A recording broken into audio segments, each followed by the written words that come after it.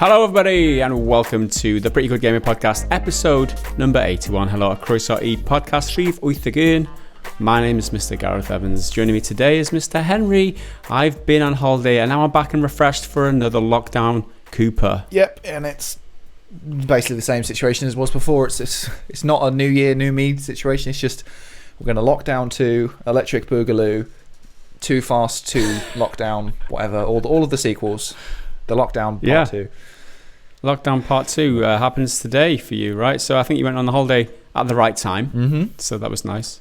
I mean, it's not like my life is particularly going to change anyway, because everything has been closed for ages. I mean, like shops and that are open, but like stuff to do has been kind of hit and miss. So that's not too different. Yeah, it's like the country's oppressing us right now. It's like we're living in a dystopian version of Britain, which, as it happens, is the theme in one of the games I'll be talking about today, which is Not Tonight. That's a nice little segue there. So as well as that, I'll be talking about Not Tonight, which I've been playing over this last couple of weeks. Henry's going to be talking a little bit more about Watch Dogs Legion. If anybody's seen his review, he's got a mixed take on it, a mixed bag, really. But he'll be going into detail and getting it all off his chest in this podcast. I'll be talking a little bit about Football Manager because my new addiction has manifest in Football Manager. I'll be talking about that just a little bit. And then after that, let me see the run order. We'll be taking Discord questions, going to a Triggered Fanboy comment of the week, YouTube comments of the week after that, one bad dad joke, maybe two, and if you're very lucky, you'll get 3 bad dad jokes of the week. And then the very end, you'll get the ending segment where I just say goodbye, essentially. It's my favourite segment. There you go. we tell you all to do one. So there you go. That is what is on the agenda for today. We haven't been here. We weren't here last week because obviously there were certain things happening. But we're back with a bang, and you hit the ground running with the Watch Dogs Legion review, which might I say, Henry, it was I was very impressed. I enjoyed your review, and having played it in pre-access myself in one of the Ubisoft online events that they had, a lot of the things that you said rung home with me. That's for sure.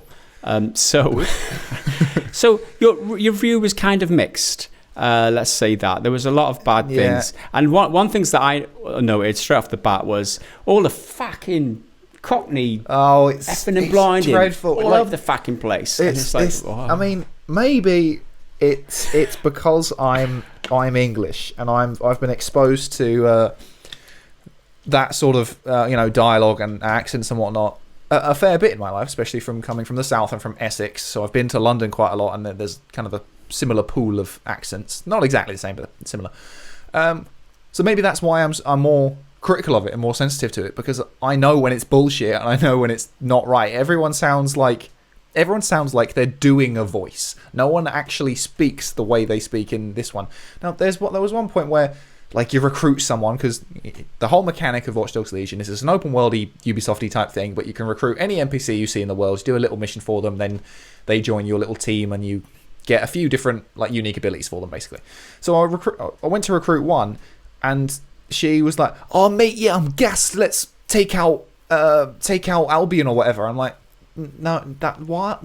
No, no one speaks like that. Even people who use those kind of slang words a lot. 'Cause I use a fair bit of slang. Everyone does in their own own way, but it just doesn't sound authentic to the way this person actually speaks. It's so like put on and forced, and I would really like to know how many actual English people and actual Londoners worked on writing the dialogue, because a lot of it is bad accents, but some of the accents are fine. It's just what they're saying is really piss poor.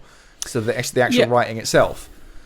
I hate that for the reason that it de-immerses me. I like to be immersed in my game world, and this is quite a decent game world. I mean, you mentioned that in your review. Yeah, looks good. It looks like London.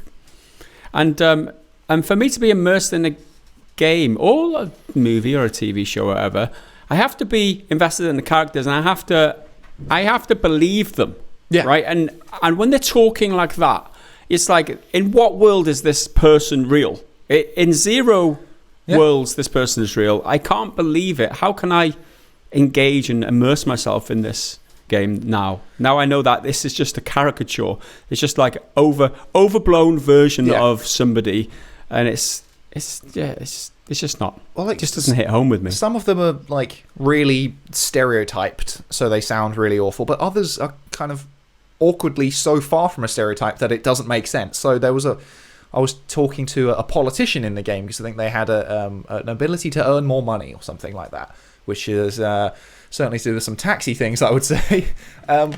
And they spoke like I don't mean to be like classist or anything like stupid like that, but like they spoke like they were very deep working class, grew up on a council estate in the East End, not like a traditional politician. Maybe that's my own prejudices that all fucking UK politicians are absolute toffs and privileged little pricks who grew up in a world completely separate from the rest of us. Maybe that's my own prejudices again, but it's just I don't buy it. Like you say with the immersion thing, I don't accept it. It doesn't feel real because it's not well done, even if that is what they're kind of going for.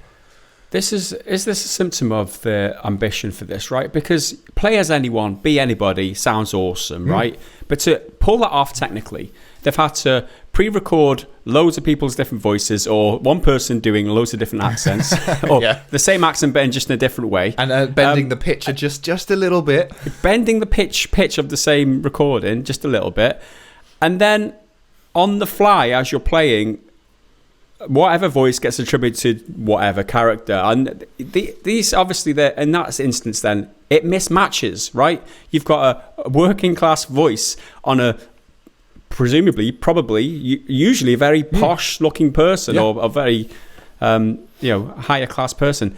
That doesn't make sense, and that's just a bit of, I don't know, there's a disconnect.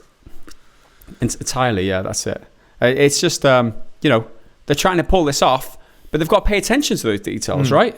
And maybe I am being harsh in that kind of criticism because it is a hugely ambitious idea, and in terms of being able to recruit literally anyone on the street, you can do that, and that's a hugely impressive feature that I don't think any other game has done. There's other games where you can recruit different people who do different things, but not that you can play as anyone in that capacity, and they've done a really great job with achieving that. But the level to which they succeeded, I think, is up for debate. And I touched on it in the review.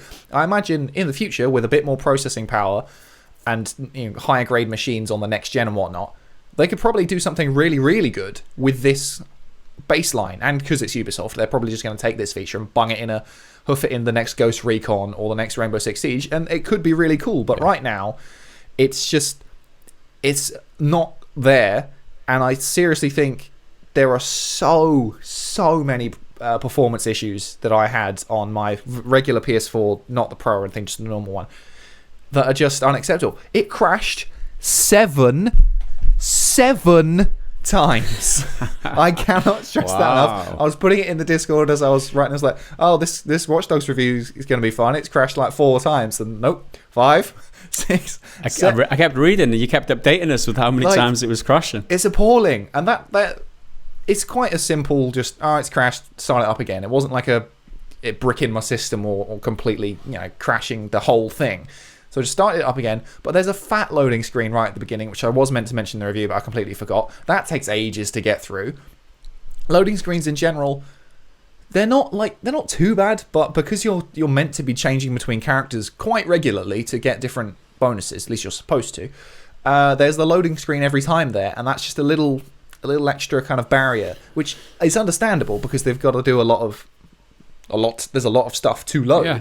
But again, on next gen with their all singing, all dancing SSDs that they all keep boasting about, that's going to really solidify that. So when this re-releases on next gen, it's probably going to run way better, and it'll probably be better. And I have a sneaky suspicion that a lot of the reviewers from your mainstream outlets will have played it on the systems that they were given by Sony. So they've got a PS5, they've got an Xbox Series X, so it's like, well, I might as well play it on the best machine I've got. And to be fair, I wouldn't disparage them from doing that, but the review should be of it as it is now on current systems, because they're not out yet. The problem is that the majority of people who are buying the game now are playing it on the current systems. Exactly. You're playing it on a base PS4, right? You should expect at least the game not to crash 7 times over the course of 20, 30, however many hours you played it. That is unacceptable. And it wasn't even in hairy situations. It was just driving down the street and then gone. It's just not acceptable. I think maybe if it was a PC, the amount of configurations you can get with hardware on a PC, you can maybe forgive them for not optimizing and not getting something quite right with every of those configurations. This is a stock PS4. This is a standard PS4. They should be getting that right, and they didn't. And the thing is, I didn't completely hate it. I've just got a notification saying my internet connection is unstable. That's not great, but we're going to persevere. I didn't hate it. I just think it failed to fully realise its ambition, but I'm still glad it tried that. To have that ambition, try something new. Well, sure. I mean, for me, just to get my impressions out the way early, it's like I kind of enjoyed it and I like the ambition, but when it comes down to it, it's just another Ubisoft open world game. I say it every single time. Yep. There's not enough focus. There's not enough drive. It's just you get plonked into this world. All right, you can do whatever you want. Go about. But there's no need to go and do everything or anything that you want. It's like there's no motivation for me to do anything other than get the guy who can call a drone, jump on the drone, and fly around a bit because that's fun. Other than that, it's like, what am I doing now? I'm trying to infiltrate another compound. I'm trying to get to another computer terminal without being seen. I'm trying to shoot loads of people up and trying to avoid getting shot. It's the same old stuff. And that's why video game stories are there. They're there. Like, a gameplay shouldn't justify story. Story should justify gameplay. Like, the point of a story is to give you cool scenarios where you can do cool gameplay things. And Ubisoft, for the past few years, when they were never like top tier with game stories, but for a while they were pretty good. They had like solid, like the early days of Assassin's Creed, they had an actual narrative with a beginning, middle and end and actual characters. But now most of that's gone out the window. There's virtually no story in here because, what story there is it's so unfocused because the idea is that you can play as anyone and you can successfully play as anyone, but it means that I've got no stakes in this story. Like I've got this character doesn't care because I walked up to them on the street. His name's John Brown and he's a mechanic and comes with a wrench as a weapon. Right, I'll recruit him. He's like, all right, so-and-so stole my car. Go get it back for me. I'll go take him out. Okay, I'll go find a guy who knows where he is and then I'll go to the location, do the thing, come back. And then he's like, yeah, okay, I'll join up. Just like that. It's kind of too easy. You're joining a literal terrorist group. They don't even like say, "Oh, we're freedom fighters" in the game. It's like, no, you're terrorists. You're blowing shit up and you're killing people. And that's when I'm driving down the street and I end up running people over, I do feel a little bit like I should be. I feel like I should be guilty, but I'm not. Like I don't actually care, but I feel like I should. Yeah, if you know what I mean. Because I'm like, these are potential recruits. Although there was one time, I don't know what went wrong. I had to rescue one of my recruits because sometimes they get captured, and I actually really like that when that happens because it's kind of a spontaneous, semi-emergent thing you got to go and do. I rescued her, and then she just started beating the shit out of me, and I'm like, well, I'm not gonna like fight you because you're really good. You're a spy, so you've got a silenced pistol and a smartwatch which can disable enemy weapons, which is great. But you're trying to get the shit out of me, so I just had to run away. There's this girl in high heels, which is hilarious, sprinting after me down the street, and she could probably kill me if she tried to shoot me, but she was just trying to punch me. And then the fucking police were there, who had just got their hitting sticks, I can't remember, the batons, just getting involved. It turned into a big scrap, and I'm like, I don't want to do this, but like. All in all, like I said, I don't hate it. I did have fun at times because it can be quite sandboxy. Most of the missions or like the buildings you're in, the objective is like get in the building, hack this computer. That is very simple. But you can kind of like sneak in with a drone going through the ventilation system, and then while you're like outside, you can be like miles away, and you just got this little drone scampering along, little spider. Or you can disguise yourself as one of their own agents and just walk in and kind of keep your head down a little bit if you don't get too close. You can run in with a machine gun and just murder everyone. There's quite sandbox in that regard, which I do really like. But one of my biggest kind of problems with it is I wish you were kind of forced into it a bit more, if that makes sense. In a way, they give you so much control so that you could just do it with anyone. I could walk in there and do any mission with anyone. Whereas I think if they restricted it just a little bit and made it so that, okay, you can do it with this person, but it's going to be really hard. Whereas this person is valuable. It would add value to each of the different recruits. Whereas as it stands, you don't need any of them. You can just do it. Because there's no progression in terms of the characters, right? And there's no progression. You think of this game in terms of like, what is it in terms of your classical, designation? Is it an RPG game? Is it it's an open world game, sandbox game? Is there enough RPG elements to add that descriptor onto it? There's no progression in it at all. You know what I mean? It should be though. Should it not be an RPG? This is set up perfectly to be a role-playing game where you can immerse yourself in the world and become what's the group that you're representing called? Become DedSec, right? And have those, the one that I compare it to, kind of loosely, is State of Decay 2, where you play as the community rather than any individual. You can swap and change in between everyone. You can't recruit everyone in the same way, but you're playing as the community there. And each of those characters can be upgraded, and the skills can be upgraded, and you get different weapons. And it feels like when you lose one of them, it's impactful because you've put time and effort into it. You don't have that in this game. And I think that's one of its flaws, right? Everyone's expendable because once you lose them, it's like, it's a bit annoying. I've lost this person. I can just go and get another one. Some aren't as common exactly as the others.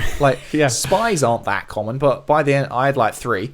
So they're my most used class, if you'd really call it that. But the only progression you get is you can unlock gadgets, which you can apply to anyone, like a cloaking device or a new spider drone, or a couple of weapons, which is like a pistol, which you start with, an SMG, a shotgun, and a grenade launcher, and they're all non-lethal, so they're pretty simple in their thing. So you got to find cooler people with bigger, nastier weapons, but none of that changes once you have them. You can swap these bits and bobs out, like you can give your spy the spider drone or the cloaking device, whatever you want, but that spy is going to stay the same from the moment you have him to the moment he dies or you finish the game. You can change the way he looks. Like, all the customization is brilliant, like visual customization. There's loads of cosmetics you can put. It's all like layered, so there's your jacket, your shirt can be tucked in or untucked, trousers, shoes, glasses, masks, face masks like the ones you wear on like these days, earrings, hats, backpacks. That's a lot. It's loads of shit. It's all effectively meaningless, but there's loads there if you want to engage with it. But there's nothing in terms of gameplay progression.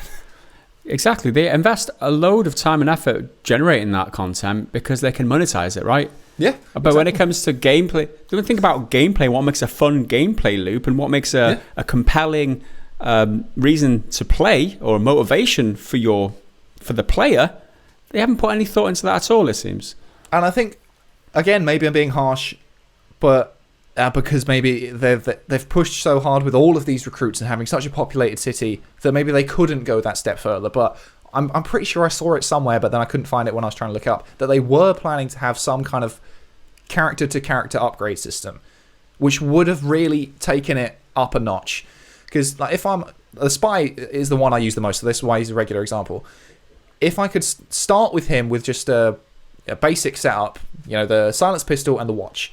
Over time, I would like to be able to progress him and get him really good at stealth because he's a spy. Like, that makes sense. Whereas if you play as the getaway driver, who's all about they get a car and the ability to immediately hack all cars to get out of the way. You can do it manually on each individual one, but you push a button, they're all gone, which is really useful in a chase. So if you could take them and give them a better car, or extend the range on the hack to get everything out of the way, or how long it lasts. Little things like that, I think, would make it much more rewarding to play as different characters, and more devastating when you lose them. I think I went on permadeath for a little bit, but I turned it off because I felt like you were missing out on mechanics. In permadeath, you just die. Without it, you either get arrested or sent to hospital, and then there's a cooldown until you can come out. It's normally like half an hour or something. But then the mechanic there is that if you recruit a lawyer or a doctor, you can speed that up, which I was like, well, that's a nice, interesting way to build my team, because I'm never going to use them in the field because they've got no like aggressive abilities for infiltration or anything. But yeah, so with permadeath, I think I lost 2 people, and I didn't give a shit because I could just get a new one. It's one of the problems. That's and right. I know, so the guy I used in the trailer, in the review, when I was saying, some of the voice acting is really bad, and he goes like, "Welcome to DedSec, blood." That's the motherfucker who died, and I just did not give a shit. I have no idea what his name is. I know he was a hacker, because I didn't even recruit him. That's the thing. He's one the game gave me for like completing an area, for doing basically their version of climbing towers and shit, for unlocking that area. I didn't care. He got shot in the back like a chump. So there you go. So we've focused a lot on the negatives and what they could have done to make this game better, right? On a lot of the things that maybe irritated us or that didn't meet our expectations. What other things would you say would make someone want to play this? Like, because someone watching might think, yeah, that's all good and well, but what if I want to play it? Like, tell me the good things about it. What did you actually like about it? Well, it does deliver on the idea that you can recruit anyone. Like, anyone you see on the street. You can't do, like, story characters, like your named people who have their own cutscenes and significantly better animations and voices and are just better created because they're focused. They can just, it's a bespoke, crafted character. Anyone else, fair game. You can recruit them. You can do what you want with them. That's all great. They've all got little backstories and stuff, which are, basically irrelevant to the actual game, but they're quite fun. Like, makes it fun, yeah. Yeah, so you can look at someone and it'll give you like a few little fun facts about him. It'll be like, lives with his mum, has I probably can't say it on YouTube, has an addiction to various adult entertainment websites. Let's use that phrasing, and is wanted by the police for hacking a bank or something. There's loads of little things like that, and then one of the abilities you can get in your like gadget tree, well, it's not a tree, it's just a list, is the ability, I think it's called like deep profile or something like that, and that means you can kind of find out where they are at any given point. And if you look at their thing and it says they're meeting their friend Tim at this pub at this time, you can go there at that time and you will see them there, which I think is a really cool little extra thing. But you don't need to do it, which I think is one of its problems. Like, some of the characters, they don't like DedSec, so you need to kind of butter them up a little bit more to get them to join your side. But you only have to do that like once. I feel like if that was a bit more tiered, so like give me like a chart of how much they like or dislike DedSec, and that should be the amount of work I need to put in, because most of it's very, very little work. And then they're just, let's join up to this cyber terrorist group who is going to change the fabric of reality as we know it because we're under a police state. Like that seems like it should be a big deal, but it's not. But they're all disposable, right? So what does it matter? They're all expendable. So what does it matter? Little what did I call him? James Brown or whatever. Fuck. Yeah. He's got this fun little backstory. He's got little motives. He's addicted to naughty things on the internet. But if he dies. Nothing matters. So he can get some other fool with easily enough. Yeah. Equally funky little backstory stuff. But there's nothing. Right. Positives, Henry. Stick to positives. Positives. Well, the sandboxiness, it's not as much as I would like, but it is there. You can walk in to a base or an enemy area and kind of approach it how you want. Like the ability to get on a drone, like stand on it, it's like a bit heavy duty one, fly up to the top and then just like work your way back down. That's great. Yeah. Or the exact same place, you can just walk, sneak through in a little spider bot and do all that. And it's quite satisfying to clear an area, or do the objective rather, without having to set foot in there. Like it's like you're in and out. Well, you're not even. You're virtually in and out, and it's game over for them. You've done what you need to do, and you can just fuck off. Easy money. Well, speaking of money, there is a microtransaction store, and that's in the review, and I've done a dedicated video on it, so I won't rehash all that here. But there's that. But in terms of currency, in-game currency that you can earn through actual gameplay, which is called Ito, someone put in Discord, and it's brilliant. There is a hack, well, not hacker, that's not the word, exploit. There's an exploit where you can effectively earn unlimited Ito, and there is a microtransaction to pay for Ito packs, so you can just get the cosmetic currency outright. So don't fucking buy it if you're one of these idiots who's going to do that. Watch the hack. I'll try and find the link in Discord, and I'll throw it in the description or something. You basically need to go outside a pub, because there's loads of pubs. It's London. Come on. Yeah. And in every pub there is a safe, and in the safe there's normally a reasonable amount of money. It varies though. It can be a couple hundred. It can be less. But if you die outside of it, but then like reset it and reload, quit out and reload, kind of in between the load screen of the death and whatnot, it basically changes the safe so that it constantly can be opened. Like, you don't just get one limit. Normally you open it and you then have to come back in a couple of days. Nope. This will fill it with money, so you'll get more money and you can keep doing it. Because I'm talking about this, and the other guy who did the video about it, he was talking about it, Ubisoft are definitely going to, shut it down. Because what they should. It's technically a bug, so they should really fix it. But it's also going to stop them earning money, so that's going to be a big deal. So do that. Don't fucking buy it. Don't buy the microtransactions. There is stuff to like about the game. Like, I don't hate it. It's fun, sandboxy approach to stuff, but it doesn't go far enough to make it anything more than just another Ubisoft game. It's a shame that it was Ubisoft that came up with this premise, right? With this idea. It's a shame because they've just thrown this idea into a bucket load of Ubisoft ideas where it just kind of blends into the rest of the Ubification, as Jim Sterling likes to call it. It's just disappears, and just like it's not momentous as like it should be, and it's not going to inspire many people. Maybe other developers do pick up on this idea and think, well, with procedural generation these days, we can maybe think of see what No Man's Sky did. So procedural generated stuff is definitely, I think, in the future of gaming, all these randomly generated elements, so everyone's experience is different, which is another good thing about this. Your team will be different to everyone else's. I mean, ultimately, you don't need a massive team because you can do it with one person, and you don't need anyone with any particularly interesting abilities. Excuse me, but you can. It will be different, and hopefully, you'll find at least one person who you liked. My favorite guy, the spy, I keep talking about. He had a big, thick moustache, and he already had a suit, so I didn't need to buy him a new suit. Because if he's a spy, he's looking as much like James Bond as I can. He's wearing a bow tie, and that's the end of it. But yeah, there is a lot to like. I'm sure a lot of people will really enjoy it, but performance issues and not going far enough with its core principle really held it back for me. Main issue. There you go. Thanks for those impressions. I was just thinking about procedural generation. It's just sparked a memory. I heard the other day, I think Todd Howard's been talking about Starfield. He did like a talk about Starfield in the Developer Brighton conference a few days ago. And he mentioned that because we don't know very much about Starfield, but we do know due to this talk that it will include some procedural generation, which is interesting to think. And it's going to be a single player only game as well. That was confirmed by Todd Howard during the event. I know it's a bit of a off-topic thing, but I thought I'd mention that because I thought it was pretty interesting. The fact that he's talking about it now, and it's one of the games that I'm really excited for, and I like to see what the premise is for that game and what they're actually going. Is it going to be a Skyrim in space, like a single player RPG thing? We don't really know that much about it. So the thought of having procedural generation opens. The size of the game is going to be huge now. Is it going to be like No Man's Sky? Is it going to be procedural generation on the people themselves?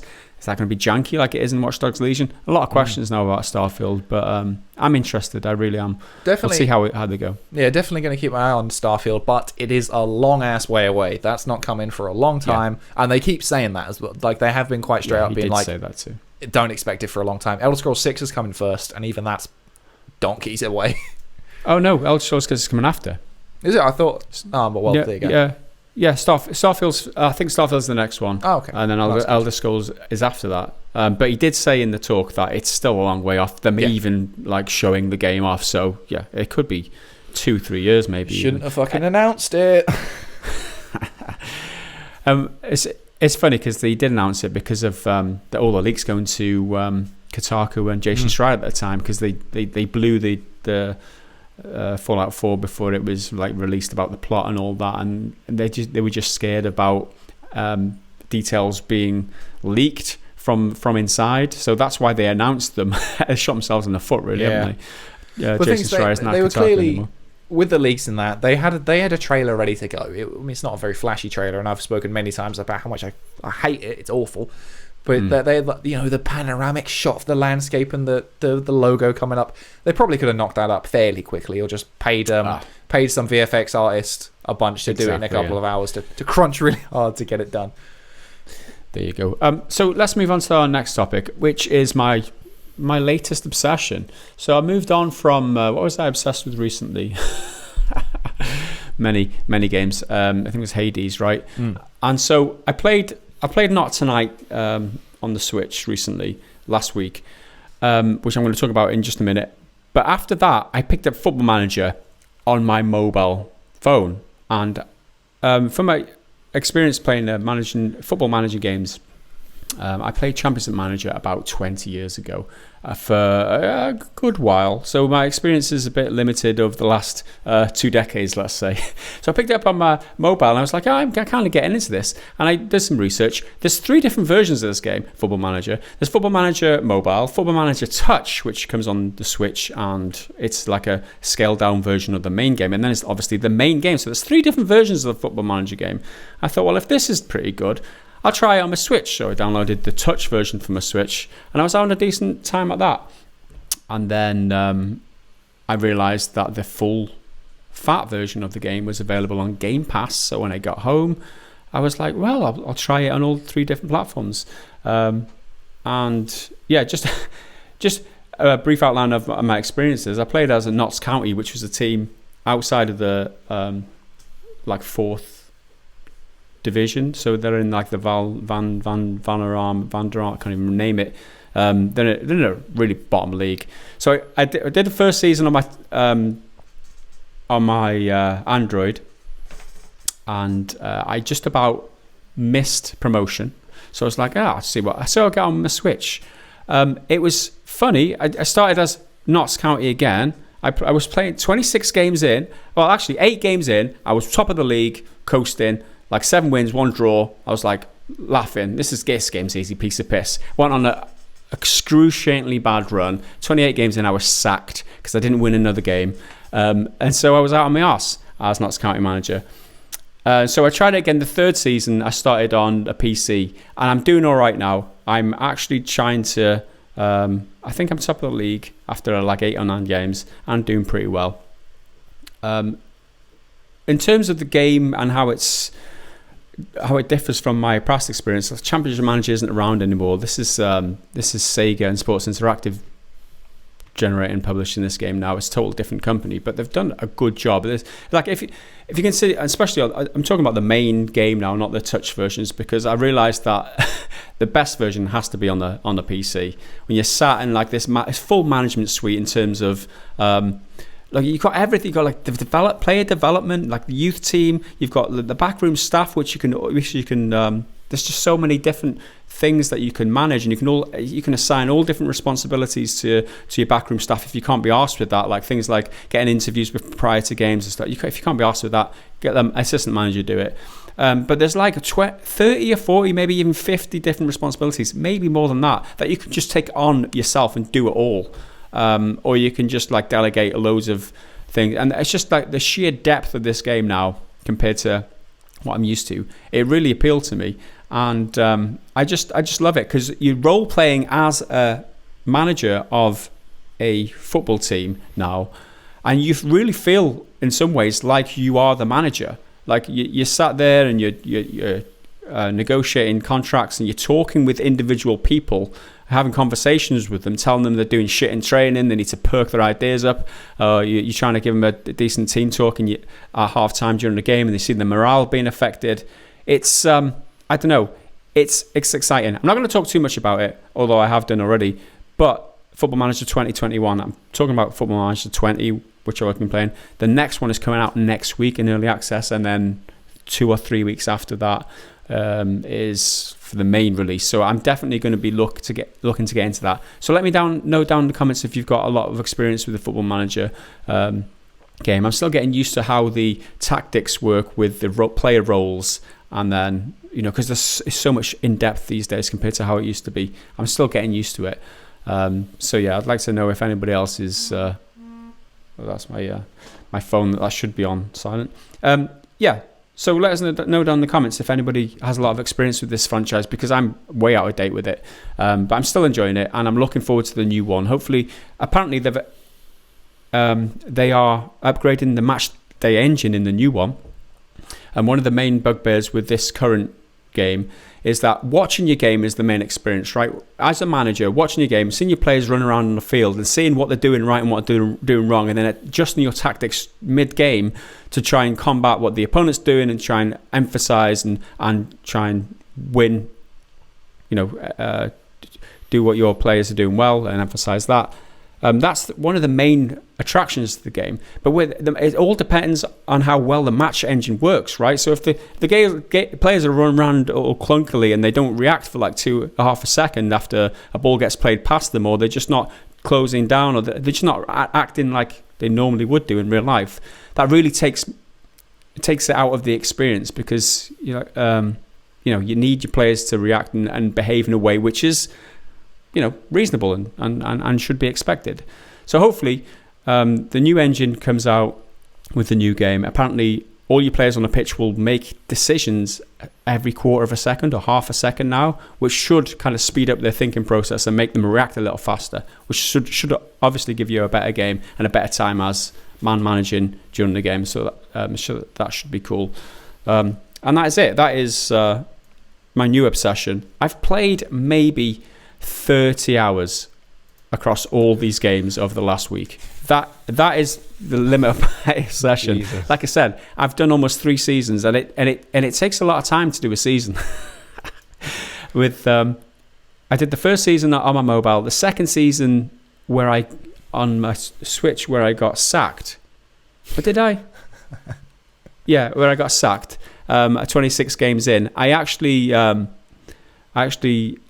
went through and completed that season as a manager who was out of a job looking for a new job, and nobody would hire me. And then the third season, I started another season, but then I did the third season on my desktop too. So I've played a lot of hours, let's put it that way. But anyway, I'll stop talking about football now, and I'll move on to my next other game, which was Not Tonight. Now, have you heard of a game called Papers, Please, Henry? I've heard of it, but I'm not very familiar with it. So Not Tonight is kind of a spiritual successor to Papers, Please, although it's made by a completely different developer. It's made by Panic Barn, and it's a pixel art indie game set in a dystopian post-Brexit Britain. So not unlike Watch Dogs. It's exactly like Watch Dogs. I feel like we're going to get a lot of these in the next few years. Yeah, I think it's definitely the case. This is the version I played was on the Switch, the Take Pack Control Edition, which adds like the DLC or whatever into the pack. And I think it was released last year. I think it's around £20 to buy it on Switch now.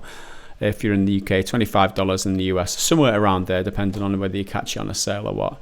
But I was interested because Papers, Please is, although it's from a totally different developer, it was very highly rated. And I saw I think it was on offer at the time when I picked it up. So I thought, yeah, I'll check it out.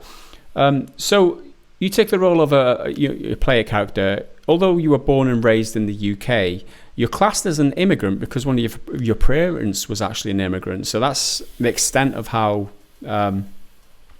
much the country doesn't allow people of different cultures to live there. So sorry, I'm having a little problem with my screen there. Yeah, so I'm an immigrant now, and you work on the doors of pubs and clubs and festivals as a bouncer essentially, and the aim of the game is to try and earn enough money to pay the fees in order to stay in your country. There's a rent to be paid. There's various other bills. There's you need to raise money. So your day job begins very simply to start with. You've got to check people's IDs, let them in or not. But the difficulty ramps up really quickly because there are a lot of things that the game throws at you while you're playing. So eventually you'll have a full queue of people, and you've got to check for their age on the ID. You have to check whether the ID is expired or fake. You've got to check whether their image matches their own image. You've got to check whether they've got a valid ticket to get in.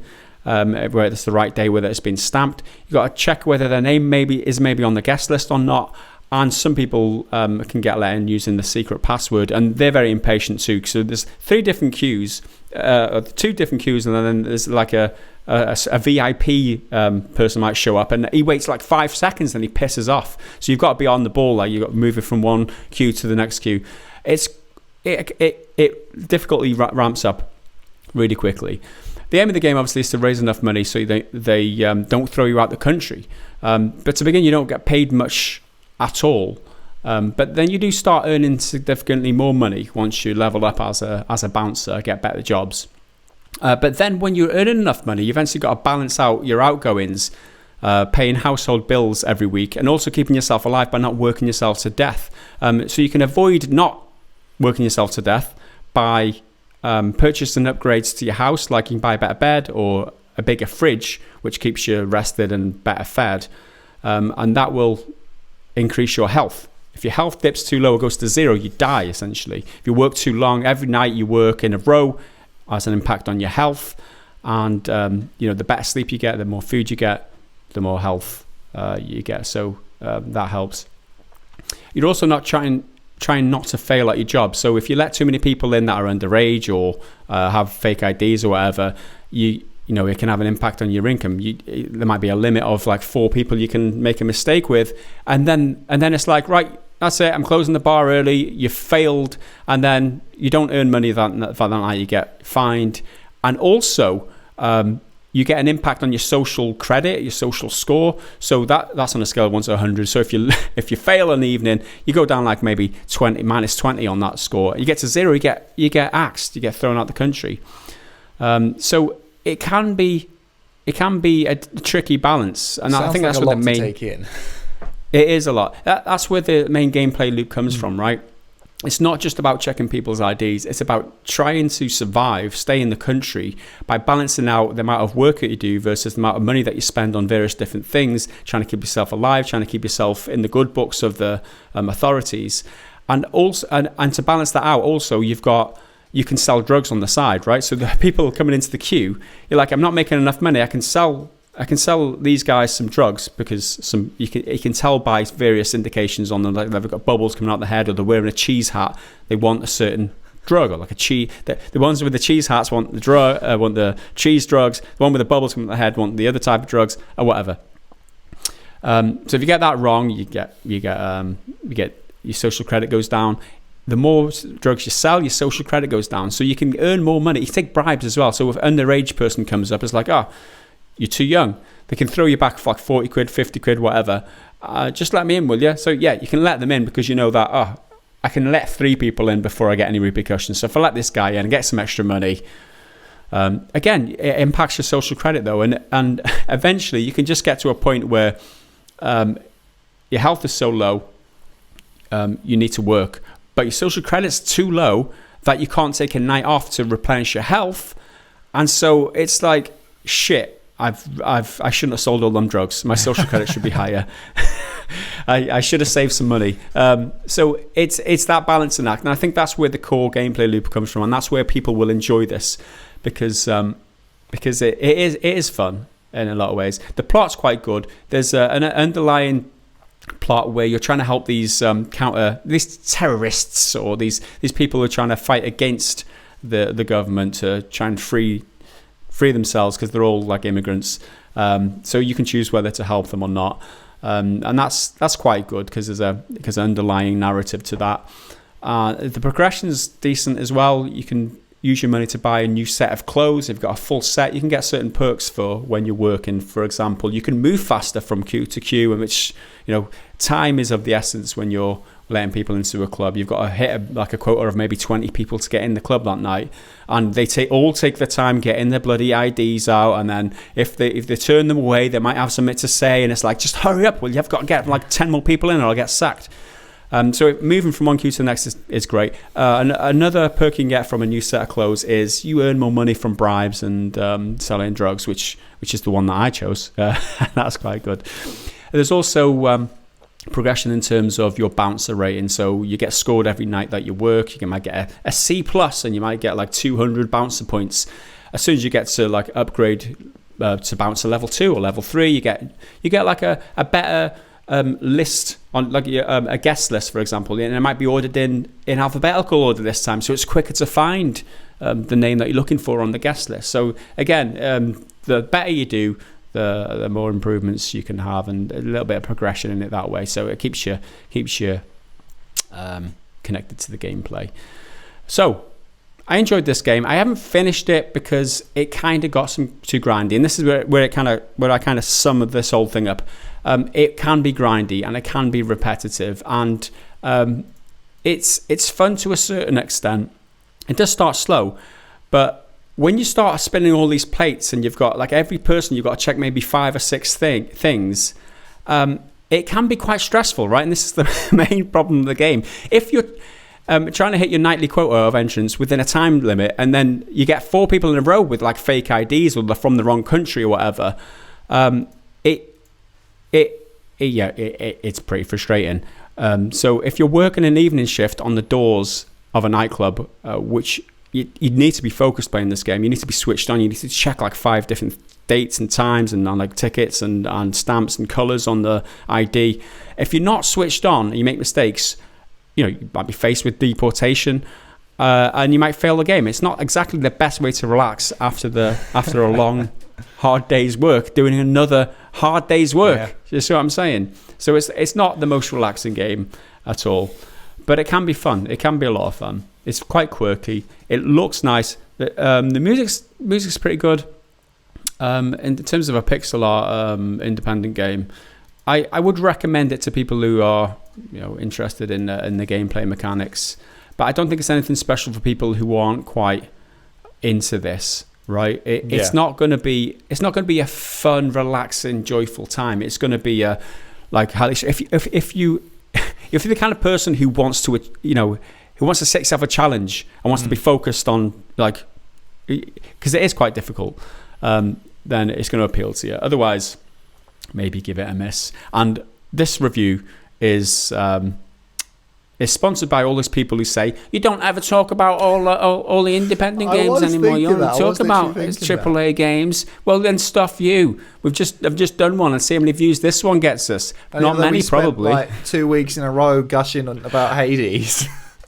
Yeah, that's true. Well, that is one of the most popular ones. Yeah, it's a mainstream indie game. Yeah. Well, this one kind of isn't.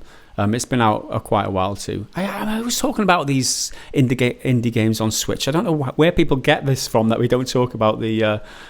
There's too many games in the world, man. There's too many fucking games. Yeah. Well, I'm talking about 2 bloody games this week. Although one of them was a AAA type of thing.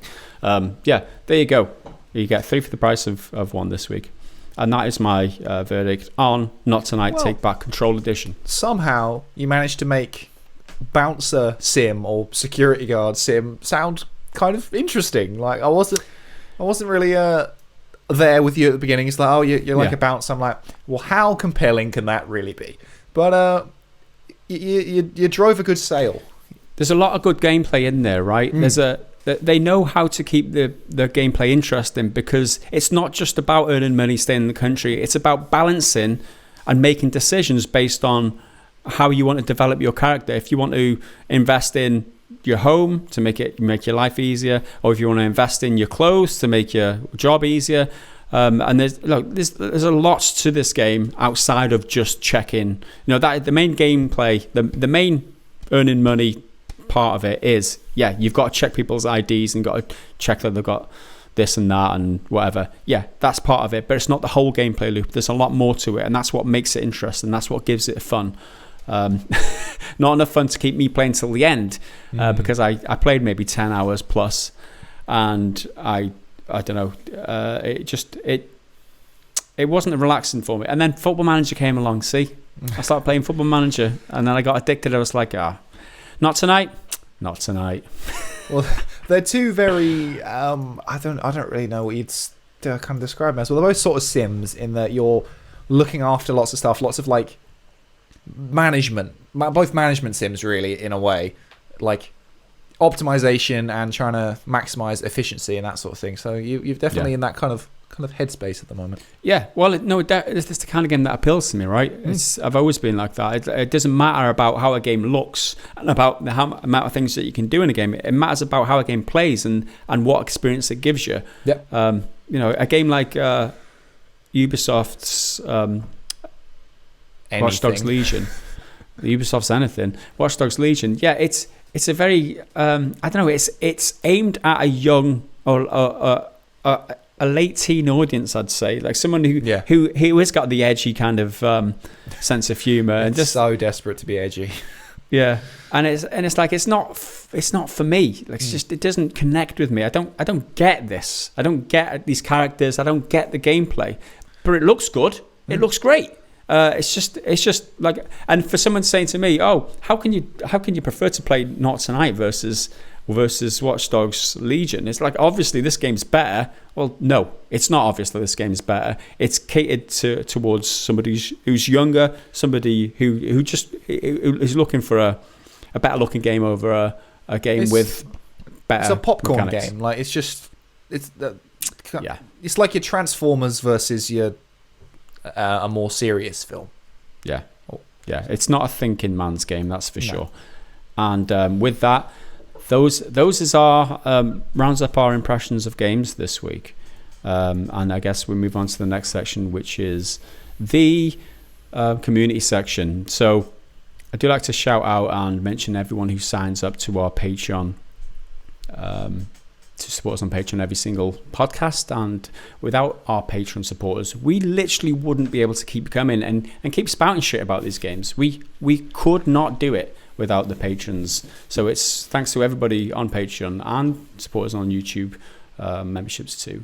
That we thanks to everyone for supporting us. If you do want to support us and help us bring you this content in future, head over to patreon.com/prettygoodgaming. Like I said, every single dollar counts, because YouTube doesn't pay us enough. It's a simple fact.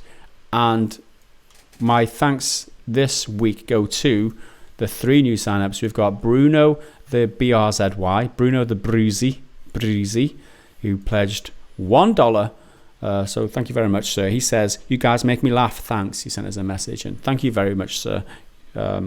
We appreciate the support. Next up, Kate Fury pledged $1 per month.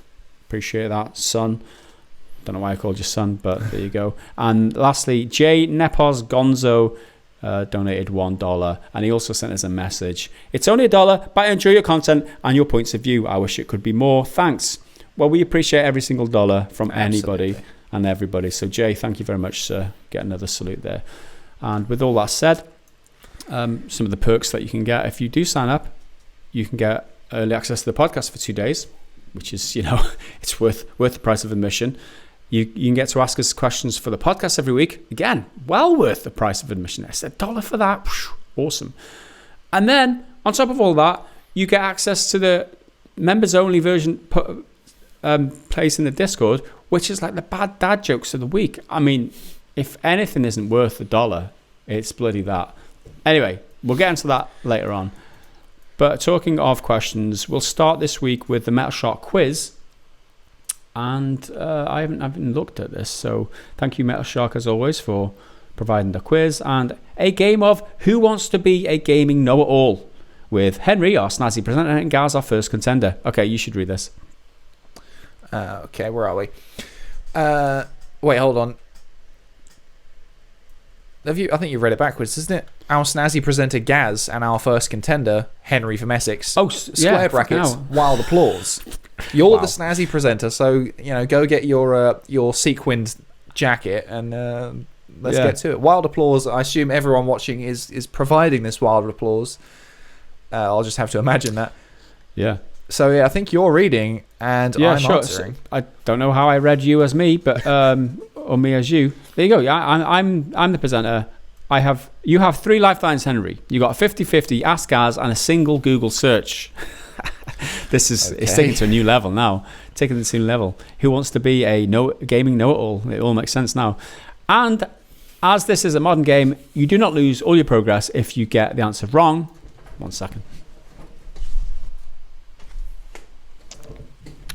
Although the questions will increase with difficulty as you progress. So First up, question number 1. So you got a 50-50 Ask Gaz or single Google search. So that means I can't read the answers until the end, I guess. Which movie character has just been added into Mortal Kombat 11, Henry? Is it A, Jason Bourne, B, Rambo, C, James Bond, or D, Shrek? Fortunately, I know this one because I think it's hilarious. And they've just added Rambo fairly recently because they did Terminator a little while ago, then they did RoboCop. So they're getting all of the classic 80s action guys, and I think it's great. I think that's awesome. It's super cheesy and it's great. And the answer is... It's Rambo. Well done, Henry. That was well answered. Moving on to question number 2. Who has the fastest run speed in Super Smash Bros. Ultimate? Is it A, Snake, B, Isabelle, C, Wii Fit Trainer, or D, Sonic? You should know this. I mean, I feel like the obvious answer is Sonic, but surely that's too obvious because I mean he's Sonic. Like that's his thing is that he's fast. But I mean, Snake's not that fast. Isabelle, I have a vendetta against Isabelle, but I don't think she's that fast. Wii Fit Trainer's not that fast. It has to be Sonic. Sure. Is correct. Oh, thank goodness. It is Sonic. That's 2 from 2 so far. Question number 3. What type of Pokemon is Charmander? A, fire, B, water, C, electric, D, ghost. He's a fire type.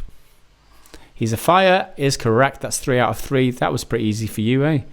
Number 4. Charmander's my boy. Like he's my starter in Pokemon Red. Always Team Charmander. There you go. Question 4. Borderlands 2 has a Cavern of the Creepers featuring characters from which video game? A, StarCraft, B, Silent Hill, C, Minecraft, D, Roblox. I don't play Borderlands, and I'm not terribly familiar with any of those. But I think creepers are in Minecraft. I think they're a Minecraft thing. So I'm going to say that. You're going to go with Minecraft, and the answer is Minecraft, correct. Cavern of the Creepers. Creepers are from Minecraft, and that's 4 from 4. Are they the green things? Yeah, they're like the cactus looking things that explode, yeah. Well done. You're on a roll. You're 4 out of 4 without batting an eyelid. Number 5. Traditionally, what colour are Wario's dungarees? Blue, purple, yellow, green. I think they're purple, and his like shirt and hat are yellow, so his dungarees are purple. Is correct. That was quite easy, that one. But you know, we're doing well. 5 from 5. Which of the following is not a location in the original Red Dead Redemption? Nuevo Paraiso, B, West Elizabeth, C, Mount Hagen, D, New Austin. I think it's C, Mount Hagen. Nuevo Paraiso is the Mexico region. West Elizabeth is with Blackwater, and New Austin is with Armadillo, and that's kind of like the main hub. So Mount Hagen is correct. 6 from 6, and you haven't used a single lifeline. Oh my goodness. Question I'll use all 7. 3 on the last one just for the sake of it. What capability of the PS5 not present in the PS4 does Sony list last on the UK page for the PS5? Is it A, haptic feedback, B, ultra high speed SSD, C, 8K output, or D, ray tracing? Okay, so it's something the PS4 can't do and the PS5 can, so it's what they're advertising last on their little page. Okay, ultra high speed SSD, they keep promoting that. That's their main big selling point, right? Yeah. So that's not it. Haptic feedback, they're quite proud of their controller, so I'd imagine that's quite high up. So it's down to 8K output, which is a nice buzzword. Like, a lot of people know what 4K is, so they must be like, oh, well, 8K, I know that must be good. I feel like less regular consumers, non-gamers, know what ray tracing is. So I might go for ray tracing. You're going for ray tracing? Final answer? It's either 8K or ray tracing. Oh, fuck it, I'll use a lifeline. Let's go 50-50. Let's go 50-50. So it's either B, ultra high speed, or C, 8K output. 8K output. You could have asked me and I'd have said 8K output, and it is the right answer, 8K output. So any of your lifelines might have won there. Yeah. I would have thought 8K output would be further to the top because it's it's a buzzword. Well, no, I think ray tracing is a little higher than 8K output in terms of popularity. But yeah, they were pushing for 4K so badly in like the mid-generation last year, and it's like 8K is just like a footnote on this generation. I guess maybe the consumer isn't ready for it in the sense of having like the right TVs and stuff. But either way, it's 7 from 7 and 1 lifeline used. Question number 8. According to Nintendo's finance figures as of the 30th of September 2020, what is the top-selling Switch title? A. Animal Crossing New Horizons. B. Mario Kart 8 Deluxe. C. Pokemon Sword and Shield. Yes, I'm cheating by combining them. Well, they're cheating by bloody combining them. Or C. Pokemon Sword... D. I'm doing good today, aren't I? Super Smash Bros. Ultimate. Well, Mario Kart 8 is always in the charts, but it's not it. Smash Bros is often in the charts, but that's not it. It's between Animal Crossing, which only came out this year, but is consistently in the charts and is dominating, and Pokemon, which, that's the cheeky one because they put them all together because it's Pokemon Sword, Pokemon Shield, and Pokemon Sword and Shield as a pair. And that definitely was at the time. Animal Crossing might have nicked it, but wait, how many lifelines have I got left? 2. You've got 2 left. You can Google it, you can ask me. 3 questions.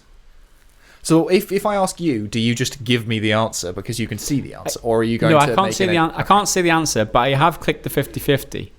So if you ask me, you get my answer based on I've got the 50-50, so that makes it more likely that I'm right. It's going to fucking narrow it down to the 2 I'm torn between anyway. I won't tell you what it is. I'm just going to give you one of my guesses if you ask me. I'm not going to read ahead to the next questions because I feel like that would influence my choice of a lifeline. I can sacrifice 1 point because I'm not. We don't go back to the beginning in this version if he wants to be a something or other. I'll go Pokemon. Let's go Pokemon. As of September 30th, is the highest selling Switch title. Is that your final answer? Yeah, Pokemon. Is the wrong answer. The answer is Mario Kart 8 Deluxe. Really? Oh, wow. Well, I overlooked that. You were doing so well. I was rooting for you and everything then, Henry. My God. Well, Mario Kart must have had a real boost through lockdown. I mean, it is always in the charts, so it's just... I thought Pokemon was doing even better, but fair enough. I'm happier. I like Mario Kart 8's great. I play it all the time. There you go. Team Mario Kart for the win. Question number 9 then. We've got 7 from 8 so far. Which game engine powers Iron Man VR, Kerbal Space Program, Firewatch, and Hearthstone? Which game engine? So is it A, Frostbite, B, Unity, C, Unreal, or D, CryEngine? Well, it's not Frostbite because they're not first-person shooters and they actually run. Yeah. Unreal is I think widely the most popular, so it could be that, but I don't know if they've got the facilities for like VR. And CryEngine, isn't that basically just does Crysis, doesn't it? Or am I mistaken? Well, that's where it originated, right? Yeah, that's what it started with because it was the benchmark back in the day for a good PC. So what I've got Ask You and a Google search. As my lifeline. I'll ask you. What do you think, Gaz? I'll use that lifeline. Well, I'm pretty confident. I'm pretty sure it's not Unreal. Frostbite's off the table, and CryEngine is it's not used. Yeah. Unity's the only one. I play Hearthstone. I just don't know. Yeah, I'm leaning very strongly towards Unity. Would be my answer there, Henry. If that's any help Unity to you. Because I don't have reasons for it not to be Unity. I have reasons for it not to be the other ones. So yeah, let's go Unity. And the answer is Unity. You should have done very well this. There you go. So we've got 8 from 9, and the final question now, which you can Google anyway, so it's not even gonna. Yeah, what are the rules on Googling? Can I just Google anything? The exact thing? Google the answer exactly. Yeah. You recently reviewed Watch Dogs Legion. Who was the creative director behind the project? Was it Navid Kavari, Ashraf Ismaili, Chris Hocking, or Damien Poussey? It's not Ashraf Ismail because he did the other one, Assassin's Creed, but then he left because of controversy. I don't know who the other ones are. I think maybe Damien Poos, but I've got a lifeline, so I'm just going to straight up Google. Or is it me Googling it, or is it you Googling it and then telling me? No, then you've got Google. Let's what was it? Creative director behind Watch Dogs. Creative director, Watch Dogs Legion. The answer is Clint Hocking. No. Not Chris Hocking. Apparently, according to Wikipedia, it's Clint Hocking. Oh, right. Clint Hocking. Does that mean that Metal Shock's got one wrong? I mean, maybe. Yeah. Clint Hocking is the creative director. It's a mistype. It's a mistype from Metal Shock. And you know what? If it wasn't for you having your Google Lifeline, we'd never know. I would have known that. And I would have said some other guy. Chris Hocking. The answer is nobody, because all those answers are wrong. The answer is, in fact, Clint Hocking, which it was a trick question. And actually, you get a bonus point for that, Henry. So I'm giving you 2 points for that. I'm the well, that balances out. Then that gives me 10 out of 10 because I got the Nintendo one wrong. You used your lifelines to get you out of trouble and get you 10 out of 10 this week, Henry. That is a clean sweep. This is how I win. With a Google search. There you go. Thanks very much, as always. One of my favourite segments of the week is the Metal Shock Quiz of the week. There were some very easy ones at the beginning, and then it gradually got a little bit harder, and I had to do a bit more work. And you leave today with $1 million. Well done. Thanks, Chris. Ticker tape at the ready. Thanks very much, Metal Shock, as always, dude. So let's move on to the other questions. Do we have any time left? God almighty. Right. We have a bunch of, maybe 8 questions, so we've got to get through these because we are kind of running out of time. Questions. Okay, so the first one unfortunately comes with a link that I'm going to be honest, I didn't end up watching. I'm sorry. But my question is about the pricing of games, but rather than type everything out, I've already said that. Rather than type everything out, I've already said I'll just link you to my poorly made video from the other day. Well, unfortunately, because I was lazy and stupid, I didn't watch your video. But in terms of pricing, the question is $60 still a reasonable price for games? Now, this is going to be a hugely hotly debated thing going forward, especially because it's about to change. Well, I watched the beginning of Venticus Prime's video. Maybe watched 5 minutes, and that I was away of it, so I apologise for not being able to finish it. I think his point is that prices haven't gone up for 20, 30 years for a long time, and he believes that they should go up. He doesn't care what people think. So I mean, good for you for being, because of inflation. 2000, it's just the price of art. Apparently, I'm just trying to skim through it now. I can't really hear anything, but yeah, I mean, it's an interesting discussion. It's not one for us to answer. I think I would take the price increase if they got rid of microtransactions. If they take all that shit out and give us a full, complete game with progression that isn't tied to microtransactions. Take out all the cosmetic bullshit that you buy. Take all that out. I'll pay $80 for a decent game. Oh God, yeah. I think I much prefer that. The question for me is, I don't think there should be a flat $70 across every AAA game. It should be scaled, because so many games cost so much fucking money to make. Games like The Last of Us, which had delay after delay after delay, and Cyberpunk, which had delay after delay after delay. That adds the development costs up and up and up. So all of that's going to mean that it's going to be harder to make a profit on these things, and they're very, very expensive to make. But you're still paying $60 or £40 to £50. I mean, that's all over the place these days. It's a lot of money, but you're paying the same price for a game, but the games have got more expensive to make. So the question is, do you pass that on to the consumer? And I don't believe there's really a right answer to it. But the thing is, if it does go up to 70, and that enables more games to be made at higher quality, if that makes sense, because they can put more money into it in the first place because they'll get more of it back in the long run. If that happens, and they're not full of fucking microtransaction bullshit, which is very, very unlikely, then I can it's an unpleasant pill to swallow because 70 quid is a lot of money.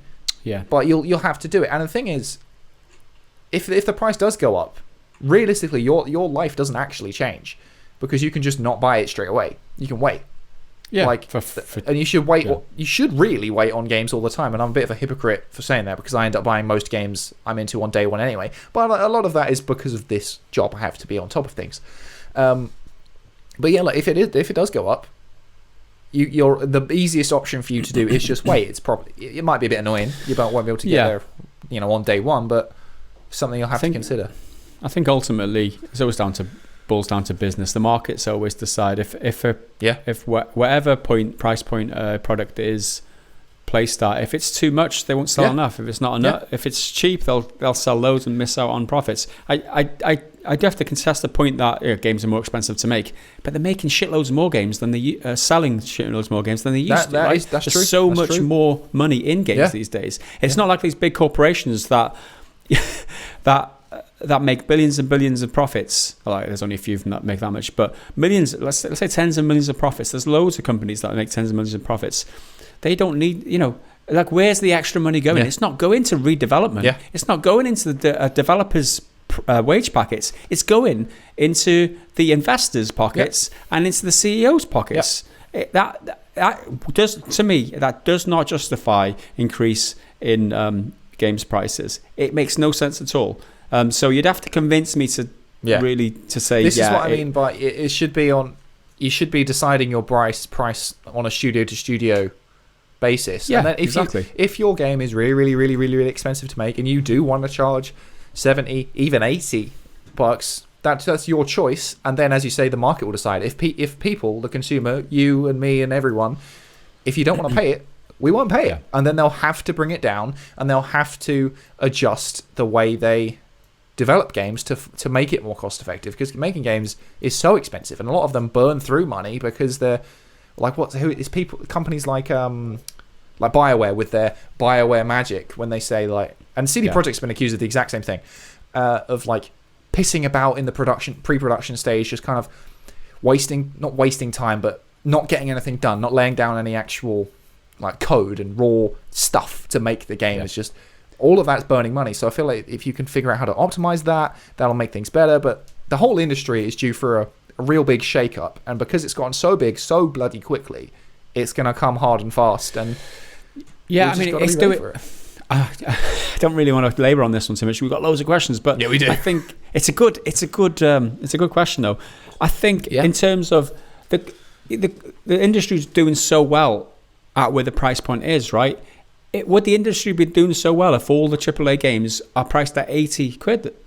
Or they're priced at 100 quid? If they went along with inflation over the last 20 years, would it be doing so well still? They wouldn't be selling as much copies, that's for sure. Piracy would probably be higher. Like, you can never tell. Like, there's loads of different... Like, it might be the price point that's led... Like, one of the major factors that's led to the industry doing so well. That might be the case. It might just tip everything out of balance if you increase the price too much. It might. Who knows? We're not analysts. Just like with everything, it's almost as if there is no one right answer. Just our stupid opinions. And thanks for the question, Vianticus. Let's move on to Leds, who says, this is a quick and easy one. Your guesses on when Cyberpunk will actually release? Honestly, at this point, I expect we won't see it till March. What's your guess, Henry? Like, it could go either way to me. Like, I feel like if they delay it again, which is possible, they're going to catch so much heat. That, like, because they get it a little bit... We said that before, though, didn't we? No, but they do. They still get loads of, people getting mad. More and more people can't get mad every time. And there is no way that it will come out after March. I'll put it that way, because... Or after... Is it March or April? When the tax year ends, basically. It has to come out before then. Even if the game has... breaking bugs. I feel like because they do have to put something out because they're shareholders and that they'll have to put it out. It has to come out on December the 10th, and I'll give you one good reason for that.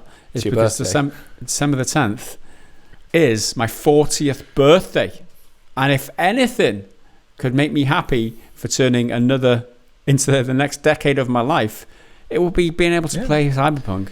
And if Cyberpunk 4077.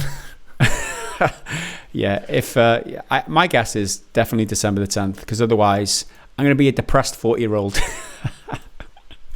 Thanks for the question, lads. Let's move on. Next one on a similar sort of note. From Cloney, I'm absolutely overhyped for Cyberpunk at this point. I couldn't care less for when it comes out.